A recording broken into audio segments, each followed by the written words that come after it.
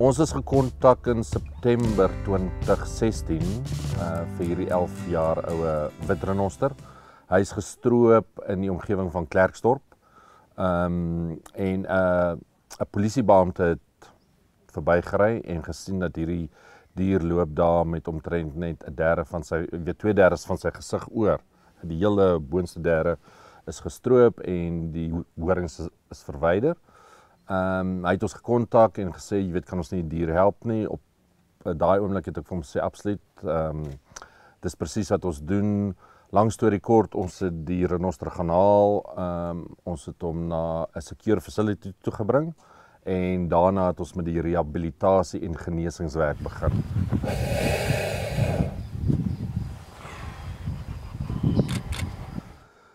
Dit was 'n baie groot wond op hom, so dit vat nogal lank om te genees. Dis die een probleem. Die ander probleem is, ons moet onthou, dis 'n wilde dier. So 'n ou kan nie 'n verband opsit wat jy elke dag kan vervang nie. Jy kan nie die dier elke week behandel nie, want jy moet hom onder narkose sit. So ons behandel hom op hierdie oomblik omtrent, rek ons dit na so elke 4 na 6 weke toe. As ons gelukkig is elke 2 maande. En die afgelope jaar en 'n half amper het die wond baie genees. Ek sê hy het omtrent 70 na 80% genees. Maar nou vir die afgelope 2 keer wat ons hom behandel het, lyk dit vir my of die wond regtig stil staan.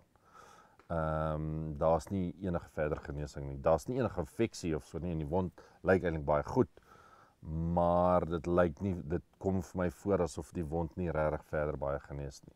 I had the pleasure of meeting Dr. Johan last year and just spoke to him about what we can do for human defects on the face successfully. And I completely understand that rhino is a completely different species, but perhaps there's a way that we can just do something for these animals by just applying some of our principles. Ek is voorgestel aan Dr. Mark Steinman, hy's 'n plastiese chirurg van Johannesburg. En ons het besluit om hom in te kry, om ons te help, om te probeer 'n plan uitwerk om hierdie gesig van Saya dan weer te genees. So as a South African, obviously, it's the first time I've ever touched a rhino today. We saw some of the orphans, which was an incredible experience. The animal itself, the skin is completely different, and I've really appreciated that now today by just touching and feeling the skin. The closest similarity I can think to a human would be to the sole of a foot in terms of reconstruction of defects in the foot, because the mobility of the skin is very, very poor. So when it comes to reconstructing it with local flaps, very local, simple flaps, you would need some good mobility in the skin. There's many options that we can do for the rhino. I can think of a multitude of flaps and options, skin grafts that we can do. Biggest challenge is how we're going to secure the flap or the skin graft or whatever we do, and to make sure that it stays there for a long period of time. The amount of planning in this is going to be very, very important. I would be more comfortable doing a few dissections on cadavers of rhinos' heads to really try and get an understanding of the anatomy of the head. It's to my understanding, what I've been told by vets, is that the anatomy, especially the arterial blood supply to the head, is very poorly understood. Ons verloor elk jaar 1000 renosters, maar ons weet nog steeds nie die basiese konsepte van hoe om 'n renoster te behandel nie. Watter antibiotika om te gebruik nie, watter anti-inflammatoriese en pynmiddels te gebruik nie. Ons ken nie eens die anatomie van 'n renoster nie. Waar hy obviously die anatomie van 'n mens en waar jou bloedvate en jou slagarelle baie goed ken, weet ons nie dit nie. So ons sal eers 'n kop of 2 kry en ons sal dit dissekteer en ons sal daarop kyk hoe lyk die anatomie. En of dit dan nou feasible is om die planne wat hy het en die idees wat hy het, toe te pas in Saya.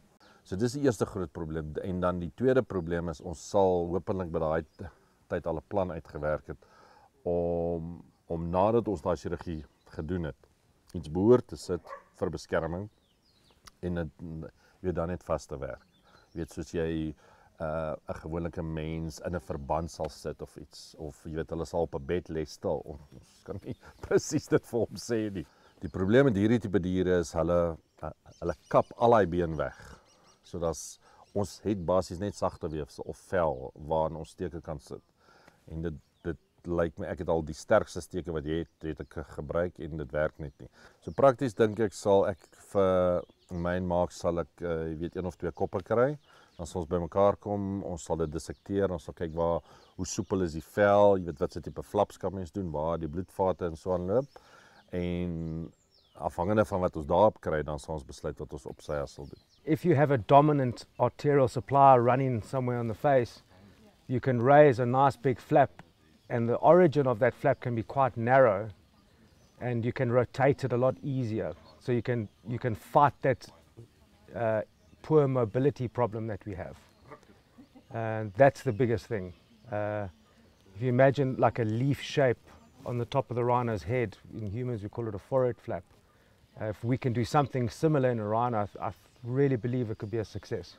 I've got a 2-year-old daughter, and I'd love her to be around. I'd love them to be around when she's my age, and it's exciting. And how can you not love rhinos? They're beautiful creatures.